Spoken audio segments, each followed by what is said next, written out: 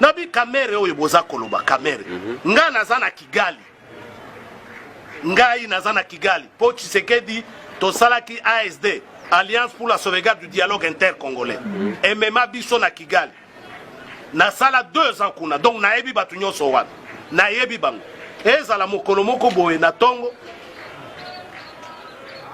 officier moko rwandais abenginga abi yaka place moko boye na hotel na kei kuna côté ya self service pembeni ya piscine nakoma kuna kamere yoyo Didier Tumba yoyo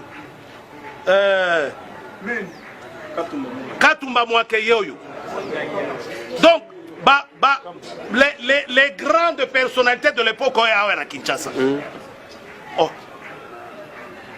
Alors, leur bango va moningai va comprendre que Barwandais va piéger bango.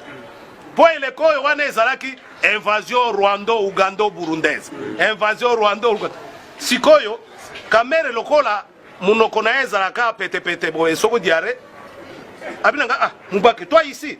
Nabi, non, c'est à moi de te demander. Qu'est-ce que tu es venu faire chez l'envahisseur? Barwandais bakate na koseka.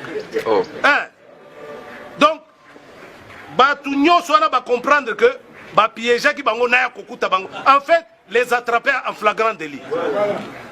Baza kolia, telemi, Barwandais bakomi koseka. Natanga kutu kombo ya Rwandais moko ya kufaki karege ya Patrick. Oazaki responsable de la sécurité ya bango azalaki wana. Sikoyo bango batelemi bazokende kamera azokende boye namoni ba papa mibale bazoya baya kopesa embote ba papa na bazoloba Kinyarwanda mais devant témoin yempe atelemi sikoyo amoni akorevese alingia mema bango musika bazoloba na Kinyarwanda bapesa ni yambi na bango wana o bapesa na kawana yempe bandiko loba na munoko et puis akena bango musika Karege alobi nanga omoni papa leki na ewa. Mais na